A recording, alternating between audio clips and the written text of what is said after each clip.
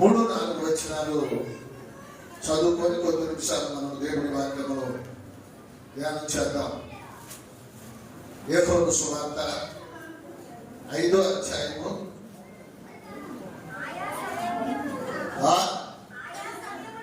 అమ్మ mic mic ఇవ్వండి.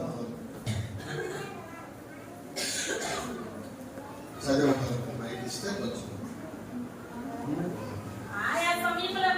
ఆ సమయములకు దేవదూత కోనేటిలో దిగి నీళ్లు కదిలించగలదు.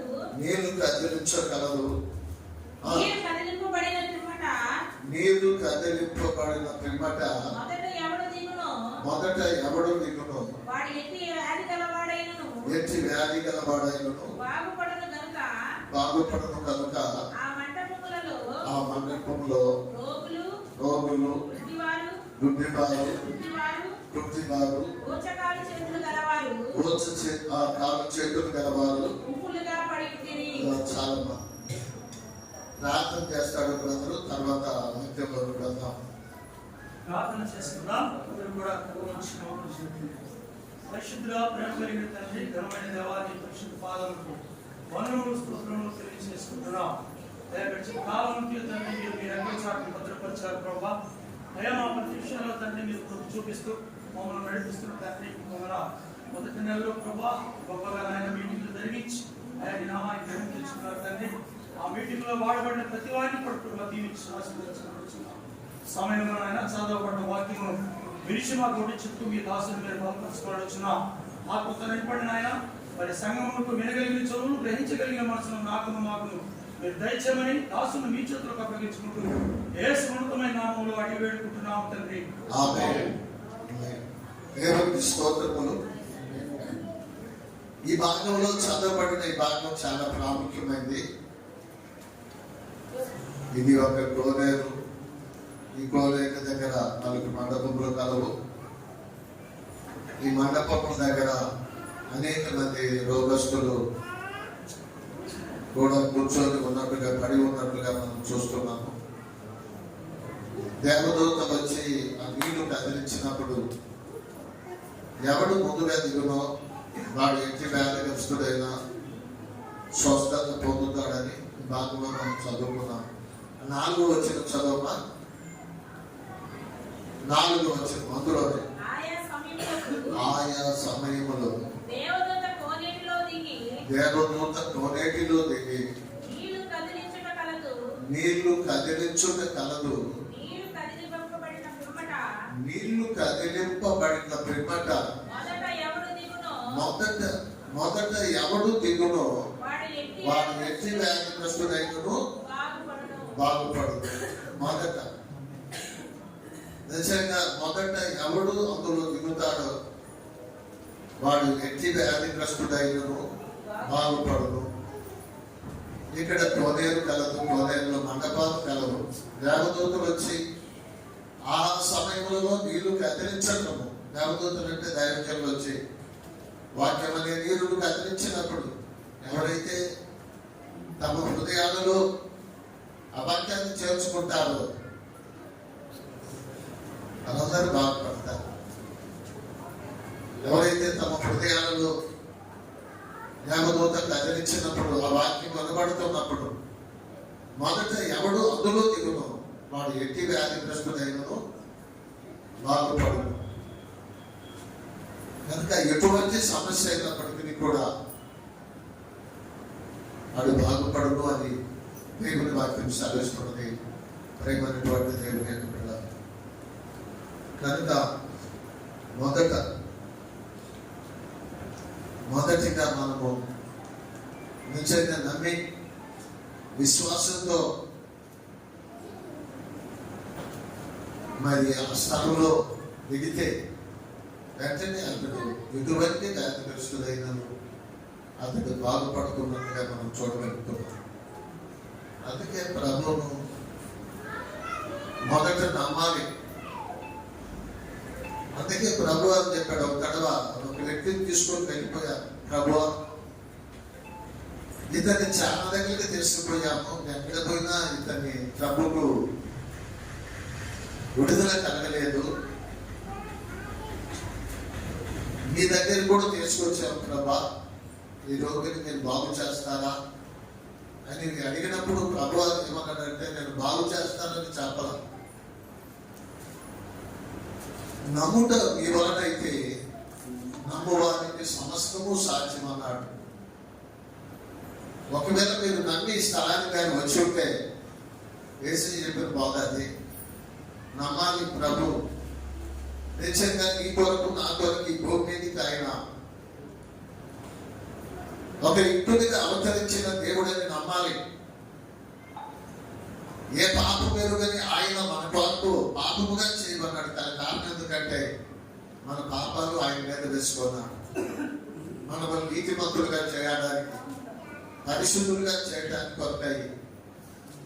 ఏ పాపం ఎరుగున ఆయన మీద మన పాపాలు మన మీద మోసుకొని వెళ్ళినట్టుగా మనకు బైబిల్ ఎక్కడ చెబుతుంది. కానీ ఈ భాగంలో నమ్మాలి. ఇంత దూరం మోసుకొచ్చారు కరెక్టే, బాగుపడతాడా మీ దగ్గర అడిగారు కరెక్టే. ఒకవేళ ఇంత దూరం తీసుకొచ్చాము మేము బాగుపడతామని నమ్మకం మీలో ఉంటే, మీరు నమ్మితే తప్పకుండా అద్భుతాలు మీ జీవితంలో మీరు చూస్తారు. యేసు ప్రభు దగ్గరికి వచ్చే వాళ్ళు ఎందుకంటే నమ్మాలి. నా కొరకు ఆయన ఈ భూమి మీదకి రావడం జరిగింది. నా కొరకు ఆయన యవ్వన కాలంలో తన శిలువ యాగం చేసి నా కొరకు చనిపోయాడు. నా కొరకు చనిపోవడమే కాకుండా మళ్ళీ అతడు జీవించాడు, నాకు మళ్ళీ జీవితాన్ని అనుగ్రహించాడని నమ్మితే చాలు. దేవుడు నీ చేతుల్లో అద్భుతాలే జరుగుతాయి. అపనమ్మకంతో ప్రభు దగ్గరికి వచ్చినా ప్రయోజనం లేదు. మన దేవుడు నమ్మకమైన వాడు. ఎవడు మొదట శ్రద్ధ కలిగిన వాడు. ఒక వ్యక్తి అది చాలా కాలంలోనే ఉన్నాడు. అతని కొరకు యేసు ప్రభు వచ్చాడు. 38 సంవత్సరాల నుండి ఆ కోనేటి దగ్గరనే కాచుకొని ఉన్నాడు. యేసు ప్రభు అతని దగ్గరికి వచ్చాడు. కానీ కారణం ఎందుకంటే అంతకాలం నుండి ఉన్నాడు. కానీ అతన్ని అడిగాడు, నువ్వు బాగుపడాలని కోరుకుంటున్నావంటే అతడు ఏమన్నాడంటే, బాగుపడాలని ఉంది ప్రభు అన్నాడు. చాలా మంది ఈ కోనేటి దగ్గర ఒకవేళ 30, 40, 20 సంవత్సరాల నుండి మందిరం కట్టాలంటూ ఉన్నా కూడా ఈ కోనేటి దగ్గర చాలా కాలం నుండి ఉన్నాను, అందరికీ జరుగుతున్నాయి, నాకెందుకు జరగలేదని ఆలోచన రాకూడదు. అప్పుడు ఆయన అన్నాడు, ప్రభు అడిగాడు, నువ్వు బాగుపడాలని కోరుకుంటున్నావు అంటే అతడు ఇచ్చిన పద్ధతులు అంటే బాగుపడాలని ఉన్నాను కానయ్యా, దేవదూత రావడం జరుగుతుంది, ఆ నీళ్లు కదిలించిన తర్వాత నన్ను ఎవడూ దానిలోనికి తెచ్చలేదు, కనుక నేను ఉండిపోతున్నాను, ఎవరు దిగితే వాళ్ళు బాగుపడి వెళ్ళిపోతున్నారు అంటే ఇక్కడనే ఉన్నాడు. కానీ ఏదో చెబుతున్నాడు, నేను ఉన్నాను కానీ అయ్యా నీళ్లు కదిలించే సమయానికి నేను రాలేని పరిస్థితిలో ఉన్నాను. అతని యొక్క స్థితిని గమనించిన యేసయ్య దిగి ఆయన కోసం వచ్చారు. ఈలో యేసయ్యకి అంతా 30 సంవత్సరాలు ఆయన పరిచయం చేసేది కాలం, 3.5 సంవత్సరాలు పరిచయించి విడుదల చేశాను. అంటే 38 సంవత్సరాల నుండి ఆ కోనేరు అక్కడ ఉంది. యేసయ్య కంటే ముందుగా కోనేరు అక్కడ ఉంది. అప్పటి నుండి కాల్చుకొని ఉన్నాడు. కానీ యేసయ్య అతని కొరకు, నీ కొరకు, నా కొరకు వచ్చాడు. అవిశ్వాసమైన మన కొరకు, బలహీనులమైన మన కొరకు, ఎందుకంటే అద్భుతాలను చూడలేని మన కొరకు. అందుకన్నాడు. ఇప్పుడు ఏమన్నాడంటే, ఈ పడకెత్తుకొని నాతో నడవకుండా వెంటనే అతని తప్పగా పడకెత్తుకొని నడిపించాలి. అప్పుడు 30-20 సంవత్సరాల నుండి ఉన్న పడకెత్తుంటుంది పక్షివాతం కలిగిన యేసయ్య మాటలో శక్తివంతమైన మాట.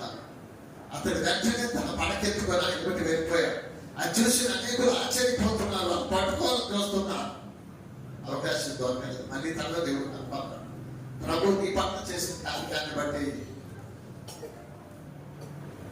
నువ్వు దేవునికి కృతజ్ఞుడిగా బ్రతకమని చెప్పారు. కనుక దేవుడు ఎంతో కాలం నుండి మనం దేవుని కొరకు, దేవుని సంఘంలో కనిపెట్టుకొని ఉంటున్నాం.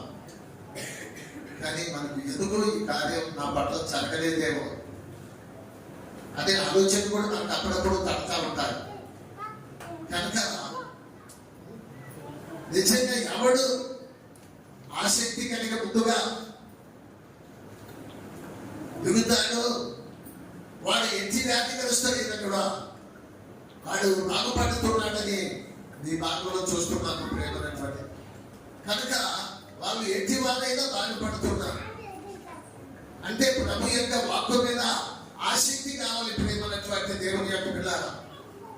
దేవుడు అనేక పర్యాయములు దేవుని సన్నిధిలో నీతో నాతో మనందరితో మాట్లాడుతుంటాను. బోధించిన ముందే నేను అనుకుంటా, ప్రభు మొట్టమొదట నీవు నాకు బోధ చేస్తున్నావు, ఆ తర్వాత నాతో ఉన్న నా ఆత్మీయ బిడ్డలకు కూడా నువ్వు చెబుతున్నావు. కనుక ఆ బోధ మొట్టమొదటిగా నాకు కాదని, ఆ తర్వాత నాతో ఉన్న నా ఆత్మీయ బిడ్డలందరూ కూడా ఆ బోధ చేత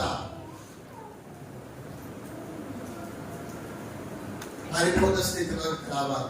చాలా మందికి బోధ ఎప్పుడు అవుతుందంటే బాధ వచ్చినప్పుడు బోధ అర్థమవుతుంది, బాధ అయిపోయాక బోధ అర్థం కాదు. ధనవంతుడికి ఎప్పుడు బోధ అర్థమైందంటే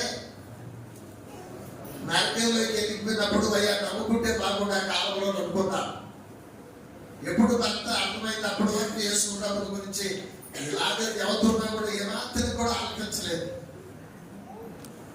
ఇప్పుడు ఎక్కడ ఉన్నట్టే నరకంలో ఉండో ఇక్కడ నెమ్మది కలిగిన స్థలంలో ఉంటున్నాడు. ఇప్పుడు ఆయన చూసినప్పుడు ఆయనకు బాధ కలిగింది. కారణం ఎందుకంటే అయ్యో నేను ఆ రోజు వినుంటే బాగుండేది కదా, ఒకవేళ అటువంటి అవకాశం ఏమైనా ఉంటుందేమో తండ్రి అయిన అబ్రాహాము అడుగుకుందాం అనుకున్నాడు, కానీ అవకాశం లేదని అబ్రాహాము చెప్పాడు. ఎప్పుడు బాధ అర్థమైందంటే ఆ తర్వాత అర్థమైంది. చాలా మందికి దేవుని వాక్యం వినబడేటప్పుడు తమ బతుకులను మార్చుకొని నమ్మకాన్ని వచ్చి దేవుని కొరకు జీవించగలిగిన ప్రభును పొందుకోలేరు. అంత అయిపోయిన తర్వాత, అడుగులు పడిన తర్వాత, బాధ వచ్చిన తర్వాత, శ్రమ వచ్చిన తర్వాత నేను నమ్ముకుంటే బాగుండునే అని అనుకుంటాను. అయ్యా నాకంటే అవకాశం లేదు, నాకు 5గురు ఉన్నారు, వారికన్నా అవకాశం ఉందంటే అక్కడ చెప్పారు వాళ్ళు నమ్మితే ఇక్కడికి వస్తానైతే, నమ్మకపోతే అక్కడికే నీ కాడికి వస్తానయ్యా. అక్కడ ప్రవక్తలు అనేక మంది ఉన్నారు, వింటే వారు తిని తినక ఉండి లేక వారు బోధిస్తున్నారు. వారి బోధ వింటే వారు బ్రతుకుతారు, బోధ వినకపోతే వారి బ్రతుకు. నమ్మితే అక్కడ ఉంటారు, నమ్మకపోతే ఎక్కడ ఉంటారు, ఎక్కడ ఉన్నక్కడ అక్కడే. ఎవడు ముందుగా అందులోనికి దిగుతాడు వాడు మొదట బాగుపడతాడు. ప్రభువును నీవు నమ్మితే నీ జీవితంలో బాగుపడతావు. అందుకే ప్రభు అని కూడా అన్నాడు, నేను దాక్షవల్లిని తీగల మీరు ఎవడు నా యందు నిలిచి ఉంటుందో వాడు బహుగా ఫలిస్తాడు. నాకు వేరుగా ఉండి మీరు ఏమీయో చేయలేదు. ప్రభు చెప్పిన మాటలేదు. నేను దాక్షవల్లిని మీ దగ్గరకు వచ్చాను, తీగల మీరు ఎవడు నా యందు నిలిచి ఉంటుందో, నేను ఎవరి యందు నిలిచి ఉంటుందో వాడు బహుగా ఫలిస్తాడు. నాకు వేరుగా ఉంటే మీరు ఏమీయో చేయలేరు చెప్పేశాడు ప్రభా. ఎవడు నా యందు ఉంటాడు. కనుక ప్రభువులో ఎవరైతే ఉంటామో, ప్రభువుతో ఎవరైతే ఉంటామో, ప్రభుతో ఉండటం అంటే ప్రభు వాక్యానుసారమైన జీవితం మనకు కావాలి. యేసు ప్రభు నేను నమ్ముకున్నానంటే కాదు, కానీ ప్రభుతో మన జీవితం ఉండాలి. ఆయనతో నిశ్చయంగా అడ్డు పెట్టబడిన వారిపై ఉంటే తప్పకుండా ఆయన శక్తి మన మీద ఉంటుంది. ప్రేమనటువంటి దేవుని యొక్క బిడ్డ, నాకు వేరుగా ఉండి మీరు ఏమి చేయలేదు. ఎవరైతే నా ఇల్లు గెలిచి ఉన్నదో వాడు బహుగా ఫలించడానికి, అభివృద్ధి పొందడానికి, విస్తరించడానికి, దేవుని దీవెనలు, దేవుని వాక్యానుసారమైన బ్రతుకు ఈ జీవితంలో ఉంటే నీవు అత్యధికముగా జీవించబడతావు. ప్రేమనటువంటి ఆత్మీయంగాను శరీరకంగాను కూడా నీవు బలపరచబడతావు. ఎందుకంటే నీలో వాక్యం ఉంటే, నీలో యేసై ఉంటే, గదాల మీద కాదు, నీలో ఉండాలి.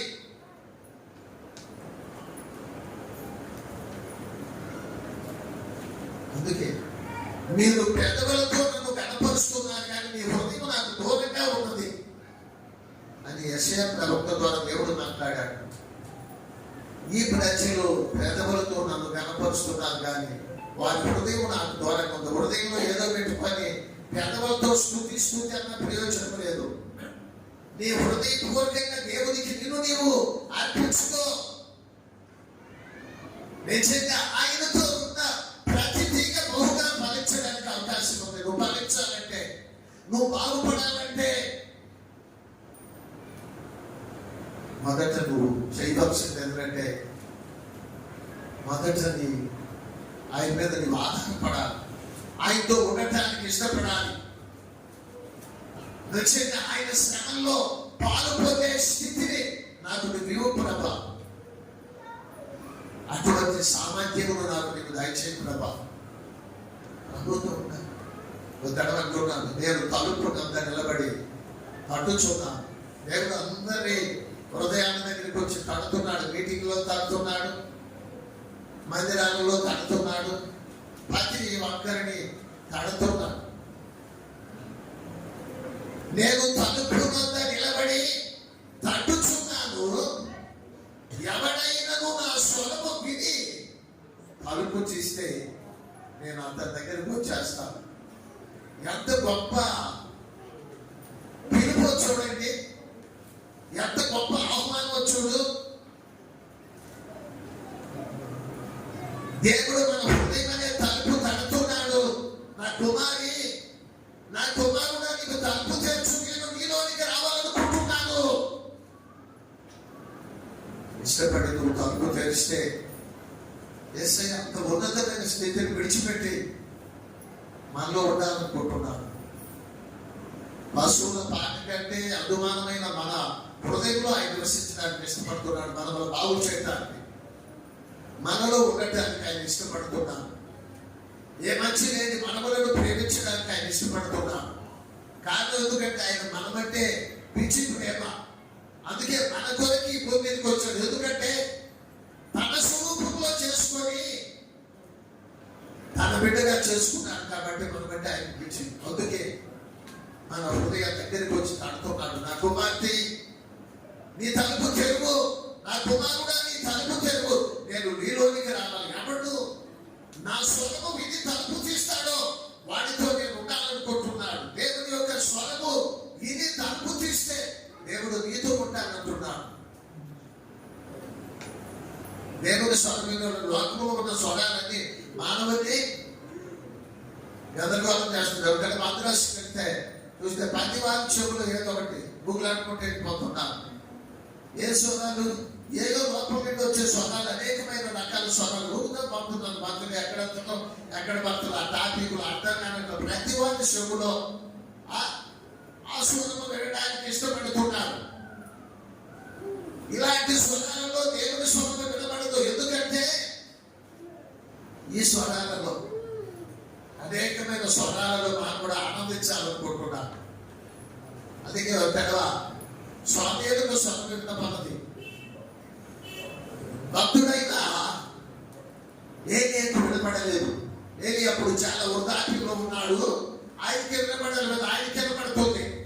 స్వామీయులు హృదయం ఎలా ఉందంటే దేవునికి దగ్గరగా ఉంటుంది. దేవుని స్వరము వినగలిగిన కెపాసిటీ ఉంటుంది.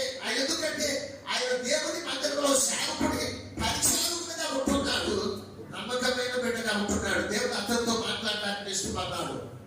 ఎవరి హృదయం తేటగా ఉంటుందో వారితో దేవుడు మాట్లాడతాడు. ఎవరి హృదయం దేవునికి దగ్గరగా ఉంటాడో వారిని తో మాట్లాడడానికి దేవుడు ఇష్టపడతాడు. ఏలియాతో మాట్లాడడానికి దేవుడు ఇష్టపడలేదు. కారణం ఎందుకంటే అతడు తన కుమారులను గద్దించలేదని. దేవుని కోపం కనుక దేవుడు కూడా కోపం తెచ్చుకుంటాడు. ఎప్పుడో కోపం తెచ్చుకుంటాడు, తప్పదని. కనుక నేను లోపడవలసిన బాధ్యత ఉన్నాను. దేవుని స్వరము వినబడలేకపోయింది, ఏడుస్తున్నాడు. నిజంగా దేవుడు నాతో మాట్లాడడం మానేశాడు. స్వామ్యాలు ఈతగా ఒకవేళ అదే స్వరం వినబడితే ప్రభువాన్ని దాసుడు ఆలపిస్తున్నాడు, నీతో మాట్లాడతాడు దేవుడు. అతడు గ్రహించాడు, నిజంగా దేవుడు నాతో మాట్లాడడం మానేశాడు. స్వామ్యాలు హృదయం దేవునికి దగ్గరగా ఉంది, దేవునికి ప్రీతికరంగా ఉంటుంది కనుక దేవుడు స్వామ్యాలతో మాట్లాడడానికి ఇష్టపడ్డాడు.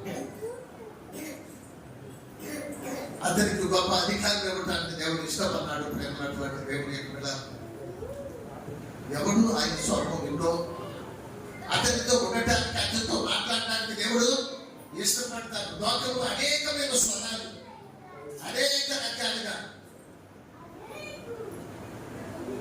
ఎన్న వాక్యము కడుపు నిండా తిన్నవా అన్నం అడిగితే చాలు, తిన్న వాక్యం మన జీవితంలో ఫలిస్తే చాలు. ఇంకా అనేక మంది శ్రమలో పెట్టుకొని రాల్సిన అవసరము లేదు. తిన్నదాన్ని అడిగించుకుంటే చాలు. ఒకవేళ ఇంత బాగుందని ఇంత తింటే అడుగుతా అడగదు. ప్రతి మాట దేవుని మాట కాదు. ఏ దగ్గర నుండి వచ్చినా ఎక్కడి నుండి వచ్చినా రిసీవ్ చేసుకున్న మాట నా జీవితంలో ఆ స్వరాన్ని నేను విన్నప్పుడు ఆ స్వరం నా జీవితంలో పనిచేయాలి. ఎవడు నా స్వరము ఎంతటితో నా తలుపు ప్రతి ఒక్కరిని ప్రతి సమయంలో జాగ్రత్త అంటున్నాను, హెచ్చరిస్తున్నాను, నిందటానికి అనేక రకాలుగా మాట్లాడుతున్నాను.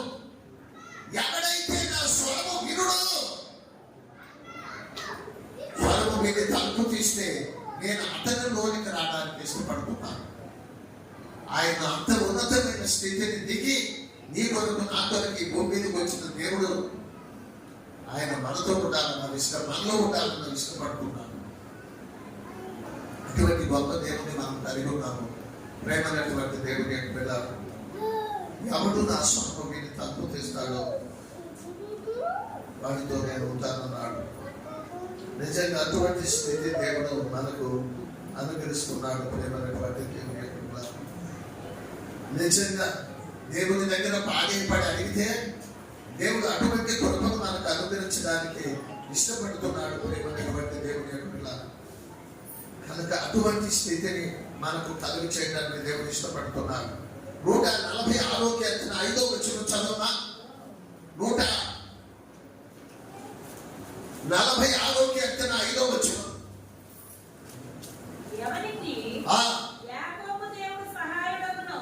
ఎవరికి యాకోబు దేవుడు సహాయకుడునో,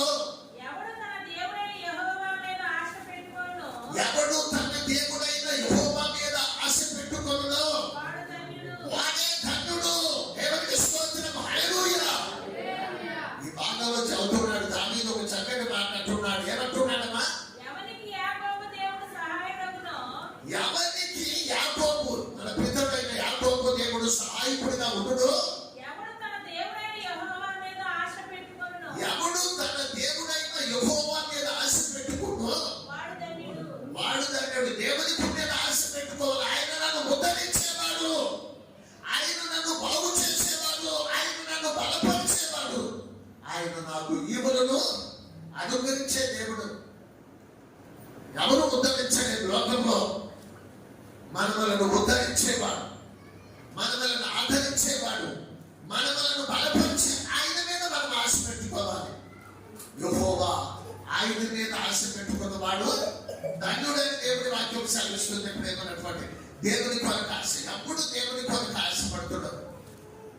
చెప్పాడు, రాజులను నమ్ముకొనుట వ్యర్థము, మనుషులను నమ్ముకొనుట వ్యర్థము, రాజులను నమ్ముకొనుట వ్యర్థము, యెహోవాను ఆశ్రయించడానికి ఏ నేను కొనుగలేదన్నాడు. నిజంగా దేవుణ్ణి ఆశ్రయించేవాడిని, దేవుని సహాయం కొరకు కనిపెట్టుకున్న వారిని దేవుడు, ఎందుకంటే మనలో ఉండటానికి ఆయన ఇష్టపడి మన కొరకు ఆ ఉన్నతమైన స్థితిని దిగి మన కొరకు భూమి మీదకి వచ్చాడు. ఆయన కొరకు మనం ఆశ పెట్టుకొని కనిపెట్టుకుంటే తప్పకుండా ఆయన మనలను ఉద్ధరించేవాడు.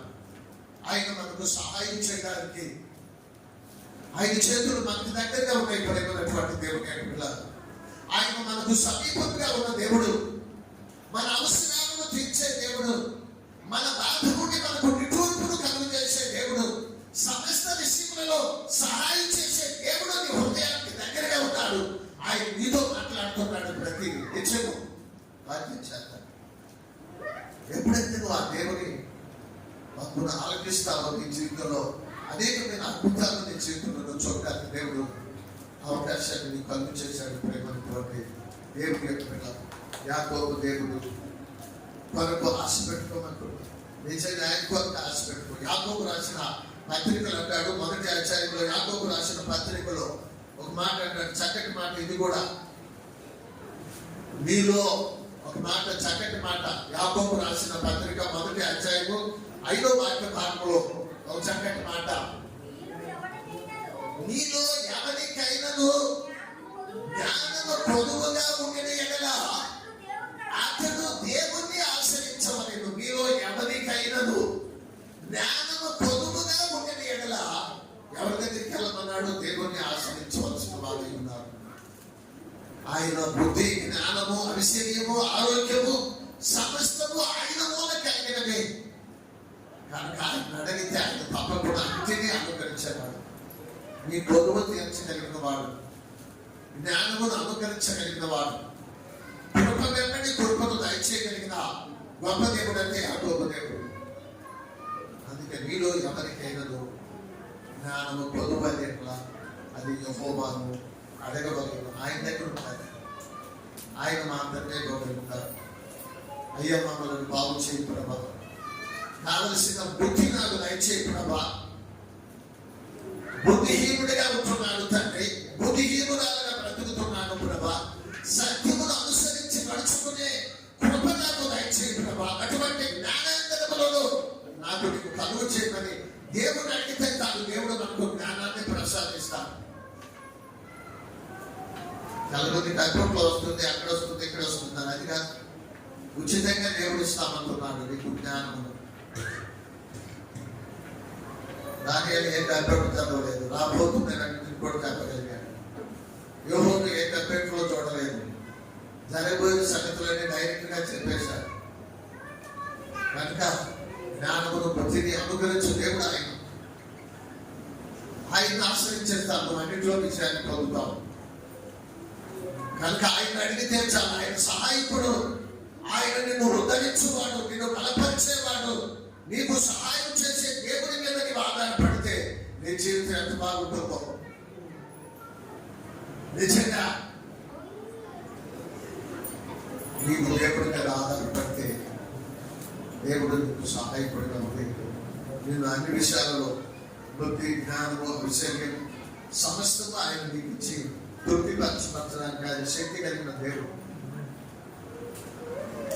ఎవరు కూడా దిగుతారో వారు, ఎవరు ఆయనతో ఉంటారో వారు శక్తి పొందుతారు. ఎవరు ఆయన కొరకు కనిపెట్టుకుంటారో వారు బలం పొందుకుంటారు. ఎవరు ఆయన స్వర్గం మీద తలుపు తీస్తారో వారిలో పరిశుద్ధాత్మ నింపుదల వారి మీద ఉంటుంది. నిజంగా ఆయన అనుసరించేవారు. ఇంకొక మాట యెషయా గ్రంథంలో ఆ మాట చూపించి వాక్యాన్ని ముగిస్తాను. దయచేసి ఇంకొక మాట యెషయా గ్రంథంలో నుండి ఇంకొక మాట రేపు వారు కొన్ని సంగతులు పెట్టుకున్నాం. 26వ అధ్యాయము 3వ భాగంలో ఇక్కడ చదువుతున్నాను. ఎవరి మనసు నీ మీద ఆనుకొనును, అయ్యా వారిని పూర్ణ శాంతి కలిగిన వాడిగా కాపాడుతూ. ఈ మధ్యాహ్న కాల సమయంలో చివరిగా ఆయన మాట్లాడిన మాట ఏంటంటే, ఎవరి మనసు నీ మీద ఆనుకుంటుందో, ఎవరి మనసు నీ మీద ఆనుకుంటుందో, దేవుని మీద ఆనుకోవాలి. మనసు దేవుని మీద ఆనుకోవాలి, దేవుని మీద ఆధారపడాలి. ఆశ గారు ప్రార్థన చేసిన నీ విశ్వాసం ఎవరి మీద ఉండాలి? దేవుని మీద. ఆయన నామములో చేయబడిన ప్రతి వార్తను ఆయన ముద్ర వేస్తాడు. అయినా నీ మనసు దేవుడు నాకు సహాయం చేస్తాడు, నా తలుపు తడతాడయ్యా, నా అవసరతను తీరుస్తాడు, నాకు తోడుగా ఉంటాడు, నన్ను ఫలింపజేస్తాడట. విశ్వాసం కలిగి ఉండాలి ప్రేమనటువంటి దేవుని యొక్క. ఎవరి మనసు ఆయన మీద ఆనుకుంటుందో, ఆధారపడుతుందో, ఆయన మీద ఆనుకున్న వారిని పూర్ణ శాంతి కలిగిన వాడికి ఆయన కాపాడుతాడు. పూర్ణ శాంతి కలిగిన వాడిని కాపాడబడాలంటే మనం ఎవరిని ఆశ్రయించాలి? దేవుణ్ణి ఆశ్రయించాలి. ఈ 2001 ఆదివారంలో దేవుని పాదాల దగ్గర ఉన్న మనము, వాగ్దానాలు తీసుకున్న మనము, దేవునితో నడిచే మనము, మన మనసు ఎవరి మీద ఆధారపడాలంటే దేవుని మీద ఆధారపడాలి.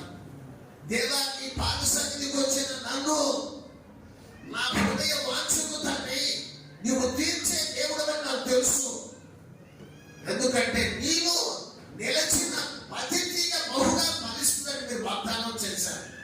మీలో ఎవరికైనా ఏదైనా పొదుగుంటే అది ఆయన్నే అడగమన్నారు తండ్రి. మిమ్మల్ని అడుగుతున్నాం ప్రభా, మా కొరతలు తీర్చేవాడివి, మమ్మల్ని బలపరిచేవాడివి తండ్రి, మాకు చాలినంత దేవుడివి, మా పితరుడైనా యాకోబు దేవుడివి తండ్రి, అబ్రహాము, ఇస్సాకు, యాకోబుల దేవుడివి తండ్రి. నువ్వు గొప్ప దేవుడు అవుతాను, మాకు సహాయం చేయటానికి మా మధ్యలో యేసయ్యగా ఈ మధ్యాహ్న కాలంలో మా అందరితో ఉన్న దేవుడు అవుతాను. నువ్వు వాక్య రూపకంగా మా మధ్యలో ఇంతవరకు మాట్లాడాను ప్రభు. నేను తీగను, నేను ద్రాక్షవల్లిలో తీగల మీరు. ఈ తీగ ఫలించాలంటే ఆ ద్రాక్షవల్లితో కూడా ఉండాలి. అప్పుడే నీకు ఫలభరితం వస్తుంది, అప్పుడే నీవు దీవించబడతావు, అప్పుడే నీవు ఆశీర్వదించబడతావు, అప్పుడే ఫలపరచాలి. ఎవరు ముందుగా విశ్వాసంతో ఎవరైతే దిగుతారో వారు పడతారు. ఆయనే వచ్చి బాగు చేయాలి, కూర్చోవచ్చు. ఆయనకు వచ్చాడు కదా, ఆయనే వస్తాడని రాకూడదు. ప్రయత్నం చేయాలి, మన విశ్వాసంలో ప్రయత్నం చేయాలి. నిజంగా నువ్వు దేవుడి దగ్గరికి రా, అప్పుడు దేవుడే నీ దగ్గరకు వస్తాడట. మొదట నీవు రావాలా, తెలుసుకొని రావాలి. మొట్టమొదటిగా యాకోబు ఈ మాట రాశాడు, మొట్టమొదటిగా నీవు దేవుడి దగ్గరికి రావాలి. నువ్వు దేవుడి దగ్గరికి వస్తే దేవుడు నీ దగ్గరికి రావడానికి ఇష్టపడతాడు. నీవు దేవుని యొక్క విశ్వాసం కలిగి వస్తే తప్పకుండా నీ జీవితంలో అనేకమైన అద్భుతాలు నీవు చూస్తావు. ప్రార్థన చేద్దాం, అందరూ తల వచ్చి కళ్ళు మూసుకోండి. నిజంగా మొట్టమొదటిగా నీ మనసు దేవుని మీద ఆధారం చేసుకుంటే, దేవుని ఆధారం చేసుకుంటే, నిజంగా రుతిమానం చేసుకుంటే, రుతికితే బాగుపడతాం. వాక్యము కదిలించినప్పుడు, దైవజనులు చెప్పినప్పుడు ఆ వాక్యాన్ని రిసీవ్ చేసుకుంటే, దిగితే అందులో నీకు ఉంటే తప్పకుండా నీ చేతుల్లో బాగుపడతాం. అదే వాక్యం ఈ నిలబడి స్థలంలో నిలబడి ఉన్నానంటే, ఒకప్పుడు భయంకరమైన స్థితిలో ఉన్న నాతో దేవుని వాక్యం ఇలాగనే మాట్లాడుతున్నప్పుడు ఆ వాక్యమే నన్ను మార్చేసింది, ఆ వాక్యమే నన్ను బలవంతం చేసింది, ఆ వాక్యమే నన్ను ఈ రోజు ఈ స్థితిగా దేవుడు అనుకుంటున్నాడు. అటువంటి వాక్యాన్ని పెడచెవులు పెట్టకుండా ఆ వాక్యం నీవు నిలిచి ఉంటే బహుగా నిన్ను దేవుడు ఉద్ధరించడానికి ఇష్టపడతాడు, సహాయం చేయడానికి ఇష్టపడతాడు, బలపరచడానికి ఇష్టపడతాడు, మీ కొరతలో తీర్చడానికి ఇష్టపడతాడు, మీతో ఉండటానికి ఆయన ఇష్టపడుతున్నాడు. ఆయనతో కూడా నీ మనసు ఆయన మీద నమ్ముకుంటా, ఎవరి మనసు ఆయన మీద ఆదుకుంటూ నీవు పూర్ణ శాంతి కలిగిన వాడిగా కాపాడబడతావు. ఈ మధ్యాహ్న కాల సమయంలో దేవుని వాక్యము వింటున్న వైపు సహోదరి సహోదరుడా, దేవుని బిడ్డలారా, నిజంగా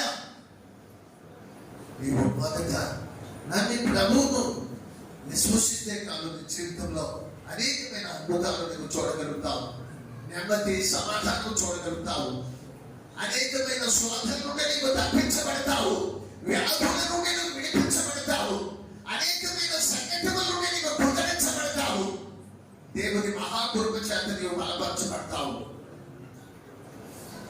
మహాపరిశుద్ధుడై ఉన్న మా గొప్ప దేవుడా,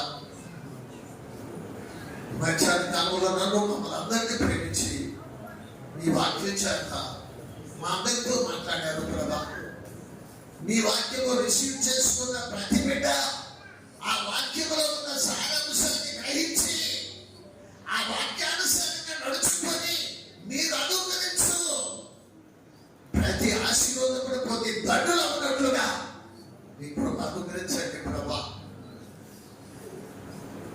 యాకోబు దేవుని నమ్ముకున్న ప్రజలు ధనులన్నారు ప్రభా.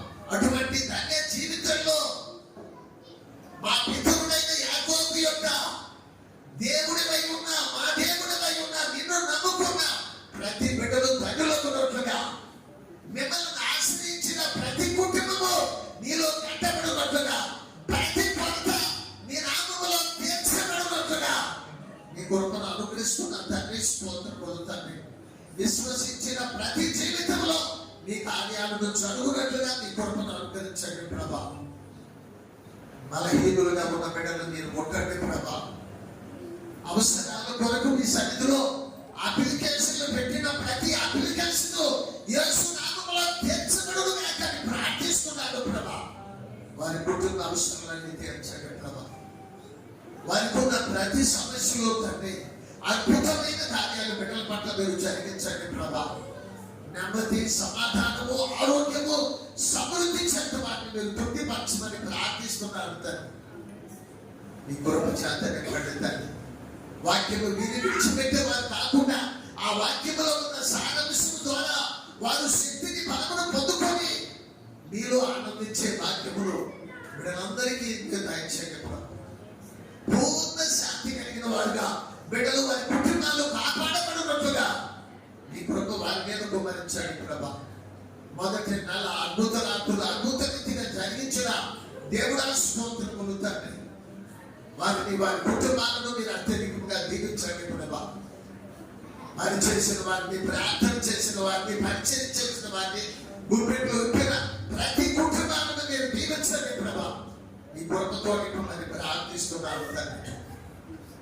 అలాగే 2 నెలల అద్భుత రాత్రుల కొరకు ప్రార్థన చేస్తున్నాను ప్రభా. ఎక్కడ ఏ ప్రదేశంలో మాకు తెలియదు ప్రభా.